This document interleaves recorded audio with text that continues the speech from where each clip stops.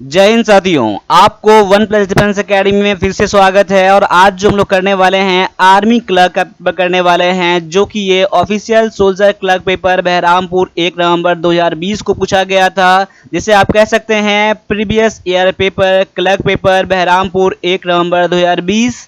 तो आज जो ये जो रहेगा हिंदी और इंग्लिश दोनों में रहेगा, और इसमें से देख लीजिए कि आप इसमें कितना कर पाते हैं। और ये पेपर का लेवल जो था, लेवल 2 कह सकते हैं पेपर को, ठीक है। ऐसा पेपर आपके एग्जाम में अभी आ जाए तो अभी एग्जाम में आप बिना पढ़े पास कर सकते हो, लेकिन इस बार का जब का पेपर रहेगा वो थोड़ा सा लेवल हाई रहेगा, तो आपको तैयारी करने की ठीक ठाक जरूरत पड़ेगी यहाँ पर। इसीलिए आपका वन प्लस डिफेंस एकेडमी जो है आपके एग्जाम के लिए अच्छा से मेहनत करता है आप लोगों के लिए, और आप लोगों के लिए ही करता है। बस आप लोगों को, हम लोगों को सपोर्ट चाहिए। तो चलिए स्टार्ट कर लेते हैं। और स्टार्ट करने से पहले आपके सामने में ये जो वीडियो कोर्स लॉन्च हो चुका है, इसमें कुछ क्लासेस भी अभी हो गए हैं, लेकिन सभी क्लासेस जो हुए हैं वो सारे रिकॉर्डेड फॉर्म में भी अभी अवेलेबल हैं। वो आपके लिए बेस्ट रहेगा आर्मी क्लर्क के लिए। इससे बढ़िया क्लासेस आपको पूरे इंडिया लेवल पर कहीं नहीं मिलेगा। और डायरेक्टली क्या है, ये आर्मी क्लर्क के बना दिया गया है। इसमें मैंने किसी और एग्जाम को मिक्स नहीं करा है हमने, ये केवल और केवल आर्मी क्लर्क के लिए बना दिया गया है। यहाँ पर जो आपका लेवल है, जैसे आपके एग्जाम में आते हैं, जो क्वेश्चन आपके एग्जाम में आते हैं वही क्वेश्चन मैंने लिया है। और ये उम्मीद करके चलिए कि जितने सारे क्वेश्चन पूछे जाएंगे उसमें से 90% क्वेश्चन आपके यहीं से आ जाएंगे, क्योंकि पैसेज आपका मैच करने वाला है पूरा पूरा synonym, antonym, article, preposition, PQRS आपके सारे मैच कर जाएंगे। बस इसमें प्रैक्टिस की जरूरत है आपको। तो इसके लिए आप मेरे साथ जुड़ जाइए। और जुड़ने के लिए आपको वन प्लस डिफेंस एकेडमी का मोबाइल एप्लीकेशन है, मोबाइल एप्लीकेशन आप डाउनलोड जरूर कर दीजिएगा। One plus defence academy search करिएगा प्ले स्टोर में, वहां से एप्लीकेशन मिलकर साइन अप करके और वहां पर कोर्स खुद से परचेज कर लीजिएगा। वहां पर आपको 999 यानी कि 1000 अप्रॉक्स में आपको पे करना होगा, या फिर पेमेंट करने के लिए इस नंबर पर आप पेमेंट कर दीजिएगा। मैं आपको यहां से एक कूपन कोड दे दूंगा, वहां आपको पेमेंट करने की जरूरत नहीं पड़ेगी। ये कोर्स आपके लिए एक वरदान साबित होगा। आप कहीं भी क्लास आप कर रहे हो या करने वाले हो, या जिससे भी तैयारी कर रहे हो, लेकिन ये क्लास आप जरूर ज्वाइन कर लेना, ठीक है। चलिए स्टार्ट कर लेते हैं आज के पहले क्वेश्चन से। तो पहला क्वेश्चन आपके सामने में है कि भारत किस वर्ष में संयुक्त राष्ट्र का सदस्य बना था। ऑप्शन है 1945, 1960, 1947 और 1959। तो यहाँ पर अपना आंसर चेक कर लीजिए और मेरे आंसर से मैच कर लीजिए कि आपका आंसर यहाँ पर सही है या फिर नहीं सही है। तो देखिए यहाँ पर जो आपका आंसर है ऑप्शन नंबर ए, और ऑप्शन नंबर ए आपने अगर चुना है तो आपका आंसर यहाँ पर बिल्कुल 100% करेक्ट है। और ये भी आपसे एक बार मैं बताना चाहता हूं कि आपको क्लास अगर अच्छा लग रहा है वन प्लस डिफेंस एकेडमी का, तो लाइक जरूर करना। और अभी तक आपसे अपने सब्सक्राइब नहीं करा है तो चैनल को सब्सक्राइब भी आप जरूर कर देना। चलिए स्टार्ट कर लेते हैं दूसरे क्वेश्चन को। दूसरा क्वेश्चन है कि अलाउद्दीन खिलजी की सेना का सेनाध्यक्ष उसके दक्कन युद्ध अभियान के समय कौन था। देखिए अलाउद्दीन का जो सेनाध्यक्ष था, उसके दक्कन युद्ध अभियानों के समय में कौन था। यहाँ पर आपके सामने में 4 ऑप्शन यहाँ पर है। पहला है नुसरत खान, एनुल मुल्क मुल्तानी, मलिक काफूर और उलुग खान। तो यहाँ पर जो आपका आंसर हो जाएगा ऑप्शन नंबर यहाँ पर सी हो जाएगा, जो कि है मलिक काफूर, जो कि बिल्कुल 100% करेक्ट है। तो अगर आपने ऑप्शन नंबर सी चुना है तो आपका आंसर फिर से यहाँ पर बिल्कुल सही है। अब आगे बढ़ जाते हैं। अगला क्वेश्चन है चंगेज खान ने किस साम्राज्य की स्थापना किया था।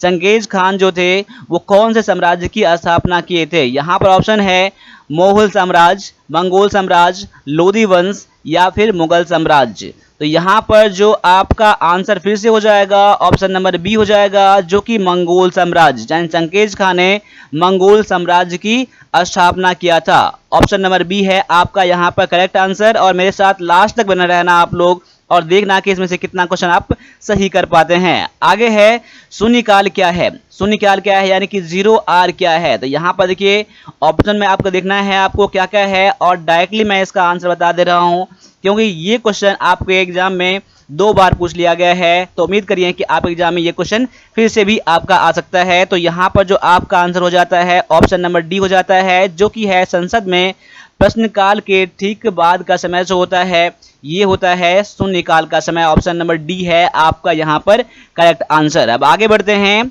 अगला क्वेश्चन है भारत का राष्ट्रीय फूल कौन सा है। देखिए भारत का राष्ट्रीय फूल कौन सा है। तो भारत के जो राष्ट्रीय कुछ फूल हैं, ठीक है, कुछ भोजन है, कुछ पशु हैं, ये आपको सभी चीज़ याद होना चाहिए। ठीक है, तो यहाँ पर राष्ट्रीय फूल के बारे में बात चल रही है, तो यहाँ पर जो आपका आंसर हो जाएगा, यहाँ पर ऑप्शन चेक कर लीजिए। पहला है गुलाब, सूरजमुखी, गेंदा और कमल। तो यहाँ पर आपका आंसर ऑप्शन नंबर डी हो जाता है, यानी कि भारत का राष्ट्रीय फूल कमल है। अब आगे बढ़ते हैं। अगला क्वेश्चन आपके सामने में है कि प्रोटॉन के पास कौन सा आवेश होता है? क्या ऋणात्मक, अनंत, धनात्मक या फिर उदासीन है आवेश होता है? तो यहाँ पर आपका जो आंसर हो जाएगा ऑप्शन नंबर सी हो जाएगा, जो कि प्रोटॉन में धनात्मक आवेश होता है। प्रोटॉन के पास धनात्मक आवेश होता है। ऑप्शन नंबर आपका सी जो है यहाँ पर बिल्कुल करेक्ट आंसर हो जाता है। अब आगे बढ़ते हैं। प्राकृतिक गैस में मुख्य रूप से क्या होता है? देखिए ये क्वेश्चन भी आप एग्जाम में 2 बार पूछ लिया गया है, सेम का सेम क्वेश्चन। तो देखिए इसका आंसर क्या हो जाएगा, देख लीजिए। प्राकृतिक गैस में मुख्य रूप से क्या होता है? क्या प्रोपेन होता है, इथेन, ब्यूटेन या फिर मीथेन? तो यहाँ पर सभी का आंसर ऑप्शन नंबर डी आना चाहिए। इसमें मीथेन पाया जाता है, मीथेन होता है। ऑप्शन नंबर डी है आपका यहाँ पर करेक्ट आंसर। और जब तक मैं क्लास करा रहा हूँ तब तक क्लास पर फोकस करें, इधर उधर ध्यान मत करें। और जब भी करें आप एक बार चैन से बैठकर 10 मिनट, 15 मिनट, आधे घंटे बैठकर इसको देख लीजिए। और इस चीज़ को आप जहाँ पर समझ नहीं आए, जहाँ पर आपको डाउट लगे, जहाँ पर जो क्वेश्चन याद नहीं है, उस टाइम आप स्क्रीनशॉट लेते रहो आप लोग। और जब भी ये क्वेश्चन खत्म हो जाए, पेपर खत्म हो जाए, तो उसको नोट कर लेना ताकि रिवीजन करने में आपको आसानी मिल जाए। ये सारे क्वेश्चन आपके ओरिजिनल हैं। अब आगे आ जाइए। गैस का उपयोग गैस वेल्डिंग के लिए किया जाता है, यानी कि गैस, कौन सा गैस का उपयोग गैस वेल्डिंग के लिए किया जाता है? गैस वेल्डिंग के लिए कौन से गैस का उपयोग किया जाता है? इथेन, मीथेन, हीलियम और एसिटिलीन। देखिए यहाँ पर 4 ऑप्शन है आपका, और यहाँ पर आपका जो आंसर हो जाएगा ऑप्शन नंबर डी हो जाएगा, जो कि है एसिटिलीन, यानी कि एसिटिलीन गैस का उपयोग गैस वेल्डिंग के लिए किया जाता है। अब आगे बढ़ जाइए और अपना आंसर चेक करते रहिए, फास्ट में चेक करते रहिए, क्योंकि अगर आपको जीके जीएस पता है आपको, तो वहां पर बस देखने की जरूरत होती है, वहां पर टाइम बिल्कुल नहीं लगता है। तो अगला क्वेश्चन है, टाइफाइड का कारण क्या है? टाइफाइड जो होता है उसका कारण क्या है? क्या कवक है, विषाणु है, प्रोटोजोआ है या फिर जीवाणु है? तो यहाँ पर जो आपका आंसर होना चाहिए, और आपने आंसर चुना होगा, अगर आपका सही है तो आपका आंसर ऑप्शन नंबर डी होना चाहिए, जो कि बैक्टीरिया है। बैक्टीरिया कारण से टाइफाइड होता है। ऑप्शन नंबर आपका डी जो है आंसर यहाँ पर बिल्कुल करेक्ट है। अब आगे बढ़ते हैं। अगला क्वेश्चन है, एक केचुए का क्या होता है? या एक केचुए में क्या होता है? क्या उसका चिकना शरीर होता है, खंडित शरीर होता है, या फिर संयुक्त नेत्र, या फिर जुड़े हुए पैर होता है? क्या होता है इसमें? तो याद कर लीजिए, ये क्वेश्चन थोड़ा अलग टाइप का क्वेश्चन आपका है। देखिए एक केचुए का जो शरीर होता है वो क्या होता है? खंडित शरीर होता है। क्या होता है? खंडित शरीर, यानी कि ऑप्शन नंबर आपका बी जो है यहाँ पर बिल्कुल करेक्ट यहाँ पर है। अब आगे बढ़ते हैं। अगला जो क्वेश्चन है आपका मैथ का क्वेश्चन है। अब देख लीजिए कितना आसान सा मैथ का क्वेश्चन है। यहाँ पर 65 का आपको स्क्वायर पता करना है, वर्ग पता करना है।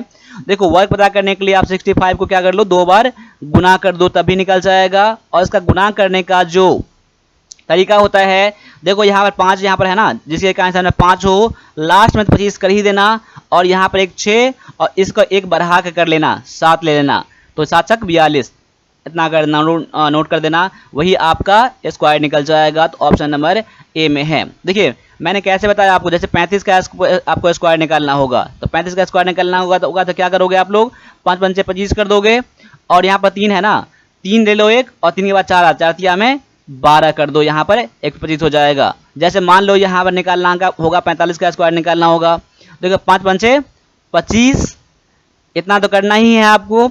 और यहाँ पर 4 है ना, यहाँ पर तो एक 4 ले लो, और 4 के बाद का एक नंबर, जैसे कि मैंने इसमें क्या 6 था तो 6 के बाद वाला नंबर मैंने 7 ले लिया, यहाँ पर 3 था तो 3 के बाद वाला नंबर 4 ले लिया था, तो 4 तिया 12 यहाँ पर हो गया था। उसी तरह से यहाँ पर तो 4 यहाँ पर है, 4 के बाद में 5 कर लो, 4 पंचे में 20 कर लो यहाँ पर, तो 2025 क्या हो जाएगा, 45 का स्क्वायर। उस तरह से आप निकाल सकते हो कोई भी नंबर का स्क्वायर बहुत ही आसान तरीके से।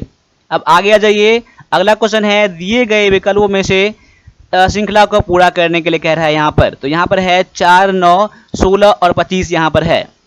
देखिए यहाँ पर 4, 9, 16, 25 यहाँ पर है। देखिए ये जो है आपका 2 का स्क्वायर है, ये 3 का स्क्वायर है, ये 4 का स्क्वायर है, ये 5 का स्क्वायर है। देखो आप 2, 3, 4, 5, तो यहाँ पर 6 का स्क्वायर हो जाएगा, जो कितना हो जाएगा 36 हो जाएगा आपका आंसर, जो कि ऑप्शन नंबर ये डी में दिया गया है। ठीक है, आगे बढ़ जाइए। अगला क्वेश्चन है, राम अपनी कुल कमाई का 50% खर्च करता है। यदि वह 2000 रुपये खर्च करता है तो उसका कुल कमाई कितना है। देखिए 50% क्या होता है, उसका आधी कमाई होता है ना, आधी कमाई होता है तो 100% क्या हो जाएगा, उसका पूरा पूरा कमाई हो जाएगा ना। देखिए 50% खर्चा करता है, यानी कि 2000 खर्चा करता है, तो 50% में कितना हो जाएगा 2000, तो 100% में कितना हो जाएगा 4000। इसमें कुछ करने की जरूरत ही नहीं है, तो आपका आंसर ऑप्शन नंबर सी हो जाएगा। वैसे भी मान सकते हो, माना इसका क्या, इसका कुल कमाई कितना है, कुल कमाई मान लेता हूं मैं x मान लेता हूं, तो x का 50% क्या करता है, खर्चा करता है ना, 50% क्या करता है, खर्चा करता है, कि 2000 है, यानी कि x गुना में 50/100 बराबर में 2000 करोगे। यहाँ पर कितना हो जाएगा 50 गुना में 100, अब 2000 गुना में 4000, x बराबर में 4000 तभी निकालोगे, लेकिन इतना करने की इसमें जरूरत नहीं है। अब आगे बढ़ जाइए। अगला जो क्वेश्चन है, यहाँ पर आपको पता करना है -7 का स्क्वायर कितना होगा। देखिए -7 का स्क्वायर निकालोगे तो -7 गुना में -7 करना पड़ेगा, तो माइनस माइनस क्या होता है, प्लस हो जाता है, 7×49, यानी कुछ नहीं, यहाँ पर तो प्लस ही है ना यहाँ पर ना, यानी कि 49 हो जाएगा आपका आंसर, जो कि ऑप्शन नंबर ये ए में दिया गया है। तो मेरे आंसर करने से पहले ही आप लोग आंसर कर लीजिएगा, अगर पता होगा तो या तो कमेंट कर दीजिए या फिर आप रख लीजिए जो आपको क्वेश्चन बन गया है। ठीक है, और जो भी बच्चे यहाँ पर हैं तो अभी एक बार आप लोग कमेंट जरूर कर दीजिएगा जय हिंद का, प्लस में आप लोग कौन से सिटी से अभी देख रहे हो, आप भी मुझे कमेंट कर सकते हो, अपने आप स्टेट का, अपने आप डिस्ट्रिक्ट का मुझे कमेंट कर सकते हो नेम। अब आगे आ जाइए। अगला जो क्वेश्चन है, ए और बी में क्रमशः 80,000 और 60,000 रुपये का के साथ एक व्यवसाय शुरू किया। वर्ष के अंत में व्यापार में कुल लाभ और उसका अनुपात कितना होगा। देखिए अगर कोई अनुपात नहीं दिया हो तो जिस रेशियो में वह क्या करता है, इन्वेस्ट करता है, वही इसका लाभ का रेशियो बन जाता है। देखिए यहाँ पर 80,000 अनुपात में 60,000। ठीक है, अब देखिए 4 0 4 0 कट गया, 2 चौका 8, 2 तिया 6, यानी इधर बच गया 4 अनुपात में 3। इसका लाभ का अनुपात कितना हो जाएगा 4:3। अगर कोई अनुपात नहीं दिया हो तो जिस अनुपात में वह, अगर वो इतना इन्वेस्ट करता है, वही उसका लाभ का अनुपात बन जाता है। अब आगे बढ़ जाइए। अगला क्वेश्चन है, मूलधन दिया गया इतना, समय इतना दिया गया है और ब्याज का दर भी 5% दिया गया है, तो साधारण ब्याज निकालने के लिए कह रहा है।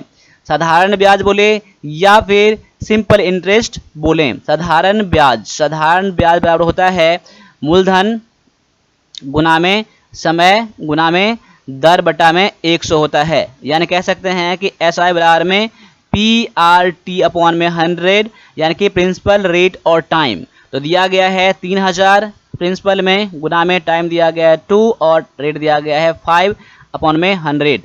देखो 0 0 कट जाएगा, 5 गुना में 10, यानी कि 300 निकल जाएगा। 300 रुपया क्या निकल जाएगा, आपका ब्याज निकल जाएगा 5% के दर से 2 वर्षों के लिए 3000 रुपये पर। ऑप्शन नंबर आपका बी जो है बिल्कुल यहाँ पर करेक्ट आंसर हो जाता है। अब आगे बढ़ जाते हैं। अगला क्वेश्चन है, 1 मीटर तार के बने वृत्त का क्षेत्रफल क्या ज्ञात कीजिए। 1 मीटर तार, देखिए आप 1 मीटर तार यहाँ पर है, तो 1 मीटर में कितना होता है 100 सेंटीमीटर होता है। देखिए यहाँ पर ऐसा मैंने क्यों किया, क्योंकि आपका आंसर किस में है, सेंटीमीटर में है। अब देखिए यहाँ पर 1 मीटर लंबा तार यहाँ पर है ना, इस कंडीशन में आपको क्या निकालना होगा, उसका परिधि निकालना होगा। परिधि यानी कि इसकी चारों तरफ की लंबाई कितनी है, तो वही इसका तार है। देखिए तो यहाँ पर वृत्त की परिधि, देखिए वृत्त की परिधि क्या होगा, वृत्त की परिधि क्या होता है 2πr होता है, यानी आपको 2πr का वैल्यू दिया गया, कितना दिया गया है, तो 100 सेंटीमीटर दिया गया है।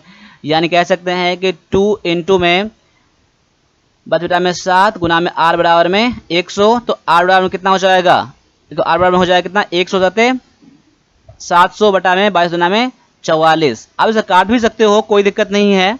ठीक है, अगर नहीं भी काटोगे तभी कोई दिक्कत नहीं है, मैं काट ही देता हूँ यहाँ पर। तो यहाँ हो जाएगा 22, ये हो जाएगा 350, यहाँ हो जाएगा 11, ये हो जाएगा 17 34 175। यानी कह सकते हैं कि 175 बटा में 11 सेंटीमीटर क्या हो गया आपका, ये आपका हो गया r, यानी कि रेशियो निकल गया, रेडियस निकल गया, त्रिज्या निकल गया। तो आपको क्षेत्रफल निकालने के लिए क्या होता है, देखिए तो वृत्त का क्षेत्रफल क्या होता है, वृत्त का क्षेत्रफल कितना होता है, तो पाई आर स्क्वायर होता है। तो पाई का वैल्यू कितना है 22/7 और आर कितना है तो 175/11 गुना में 175/11। अब देखो यहाँ पर इसको जब सॉल्व करोगे आप सॉल्व कर लेना आप लोग, तो आपको निकल जाएगा ऑप्शन नंबर डी निकल जाएगा 755.45 निकल जाएगा सेंटीमीटर स्क्वायर निकल जाएगा। इसको सॉल्व 7 से कट जाएगा, 11 से कट जाता है, यहाँ पर बस गुना करने की जरूरत इसमें है तो गुना कर लीजिएगा आप लोग, ठीक है। तो आगे बढ़ जाते हैं। अगला क्वेश्चन जो है, एक आदमी ने एक ट्रांजिस्टर को 10% हानि पर 450 रुपए में बेच दिया, तो ट्रांजिस्टर का क्रय मूल्य कितना है। देखिए क्रय मूल्य का फॉर्मूला क्या होता है, यानी क्रय मूल्य यानी कि कॉस्ट प्राइस, क्रय मूल्य यानी कि कॉस्ट प्राइस। और देखिए यहाँ पर विक्रय मूल्य है, इतना में बेचता है, ये विक्रय मूल्य यानी कि एसपी हो गया, ये आपका ये लॉस है।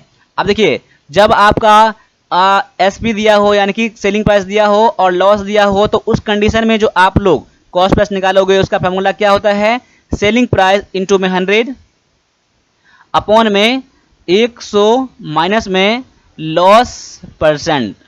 देखो सेलिंग प्राइस आपका दिया गया है 450 गुना में 100 बटा में 100 माइनस में 10 करोगे, यानी कि 450 गुना में 100 बटा में 90 हो जाएगा, 0 0 कट जाएगा, 9 पंजे 45 यानी कि 500 क्या निकला आपका, 500 जो निकल गया आपका कॉस्ट प्राइस निकल गया, यानी कि क्रय मूल्य निकल गया। तो वही आपका यहाँ पर पूछ रहा था, वही आपका यहाँ पर आंसर है ऑप्शन नंबर ए में, ठीक है।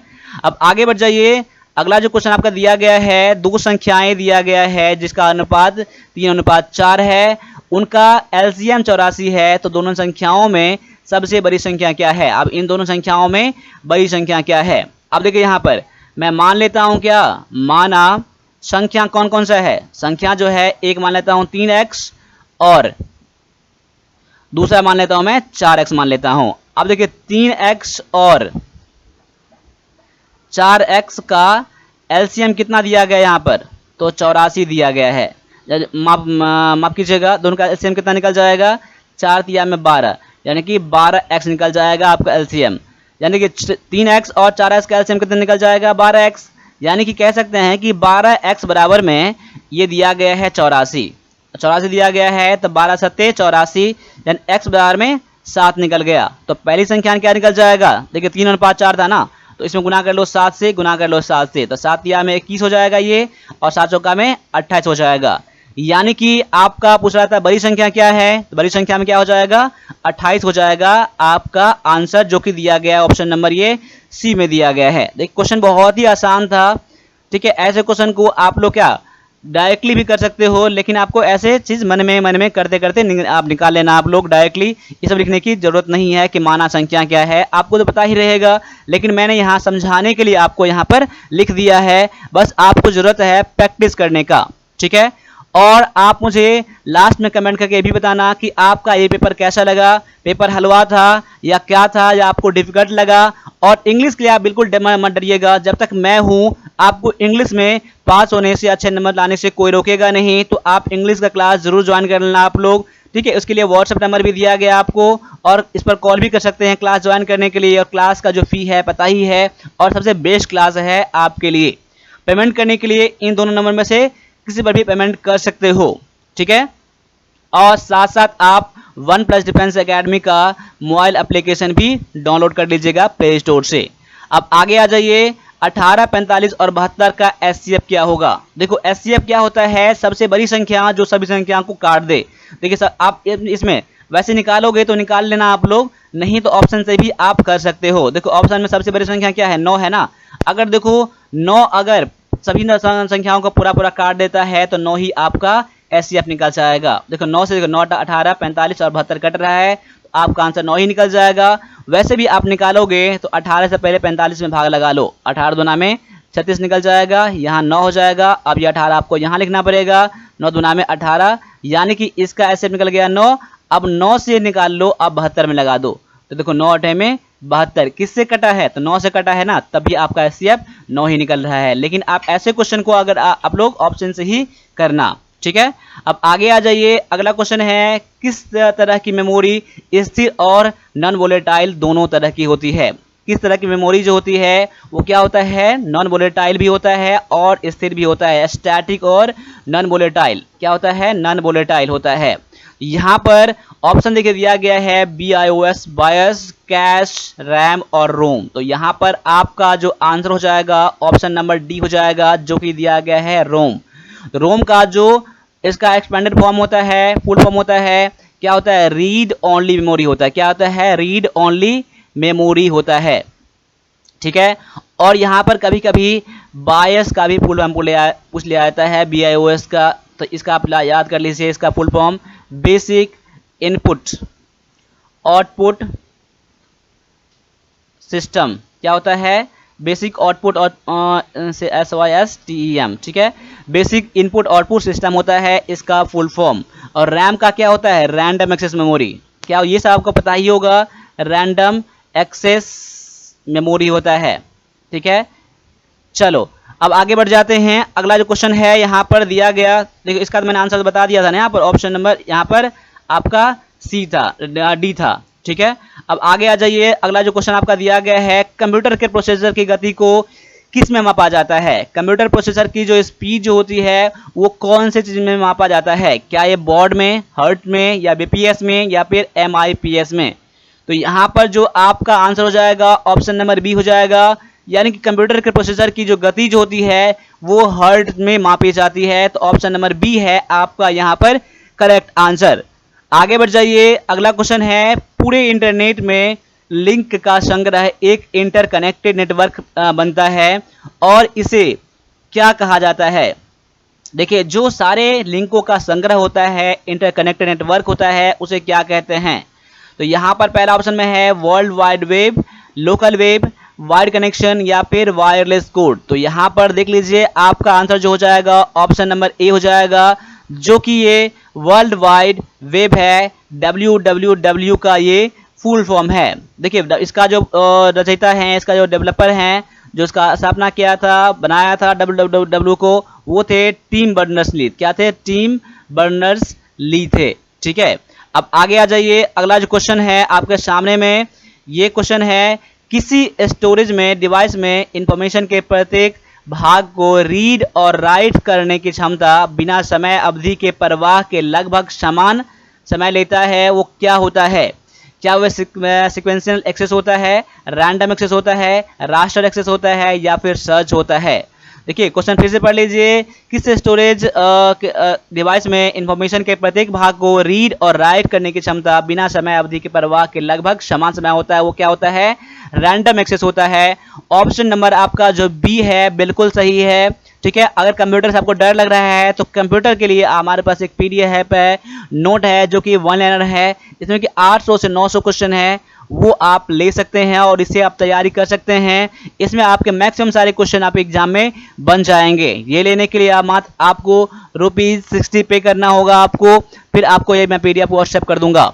इस लेने के लिए, पेमेंट करने के लिए आपके पास नंबर यही है, इस पर पेमेंट करके आप ले सकते हैं। अब आगे बढ़ जाइए। MICR का पूर्ण रूप क्या है, यानी कि MICR का फुल फॉर्म क्या है। तो यहाँ पर डायरेक्टली आंसर आप नोट कर लीजिए। यहाँ पर ऑप्शन नंबर आपका बी जो है बिल्कुल सही है, जो कि है magnetic ink character recognition. Magnetic ink character recognition. कभी कभी आपको ऐसा बोलेगा कि MICR में M का मतलब क्या है, कभी कभी पूछ लेगा आपको MICR में C का मतलब क्या है। तो आपको ये पता होना चाहिए, इसका full form magnetic ink character recognition होता है। तो अभी मैंने 25 क्वेश्चन कराया है, अगले मैं क्लास में 25 क्वेश्चन और मैं इंग्लिश का कराऊंगा। तो 25 क्वेश्चन में कितना क्वेश्चन आपका सही बना है आप मुझे कमेंट कर सकते हैं, और पेपर कैसा लगा आपको वो भी कमेंट कर सकते हैं। और साथ साथ मैं आपको रिकमेंड करूंगा कि आप ये क्लास जरूर ज्वाइन कर लेना। आपको इंग्लिश का ये जो है पेड कोर्स जो है बिल्कुल आपके लिए ही है और आर्मी क्लर्क के लिए ही है।